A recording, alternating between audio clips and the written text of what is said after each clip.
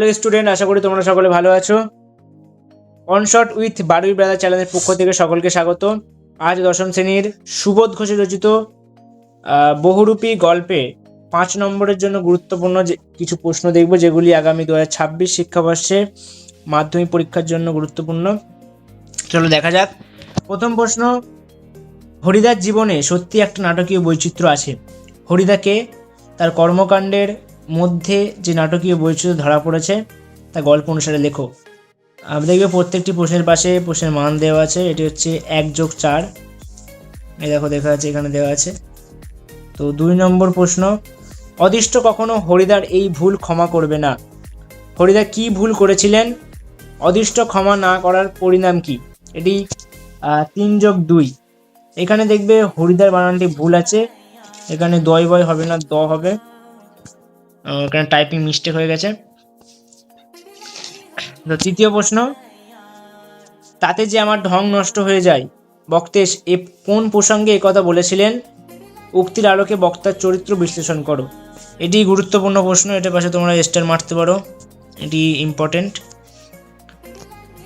4 নম্বর প্রশ্ন, জগদীশ বাবুর বাড়ি হরিদা বিরাগীশে যাওয়ার পর যে ঘটনা ঘটেছিল তা বর্ণনা করো।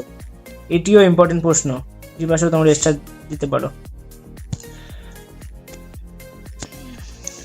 তারপরে হচ্ছে 5 নম্বর প্রশ্ন, এই শহরে জীবনে মাঝে মাঝে বেশ চমৎকার ঘটনা সৃষ্টি করেন বহুরূপী হরিদা। হরিদার সৃষ্ট চমৎকার ঘটনাগুলি বিবরণ দাও। 5 মানে আর কি, এটি পুরোটা 5 নম্বর, কোনো ভাগ করা নেই। 6 নম্বর প্রশ্ন, বড় চমৎকার আজকের এই সন্ধ্যার চেহারা। এই সন্ধ্যার পরিচয় দাও, সেদিনের সন্ধ্যার ঘটনাটি বর্ণনা করো। এটিও গুরুত্বপূর্ণ। 7 নম্বর প্রশ্ন, অথচ আপনি একেবারে খাঁটি সন্ন্যাসীর মতো সব তুচ্ছ করে সরে পড়লেন। কার কথা বলা হয়েছে? তিনি কিভাবে খাঁটি সন্ন্যাসীর মতো ব্যবহার করেছিলেন তা সংক্ষেপে আলোচনা করো। 1+4। তো এগুলি মোটামুটি গুরুত্বপূর্ণ।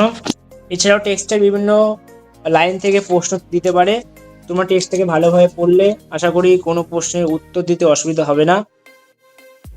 তো আজকের ভিডিওটা এই পর্যন্তই। যারা যারা এখনো চ্যানেলটাকে সাবস্ক্রাইব করোনি তারা তো অবশ্যই চ্যানেলটাকে সাবস্ক্রাইব করে দেবে এরকম সাজেশন পেতে, আর লাইকও করে দেবে এবং কমেন্ট করো ভিডিওটা কেমন লেগেছে, এবং অবশ্যই শেয়ার করবে। টাটা সকলকে।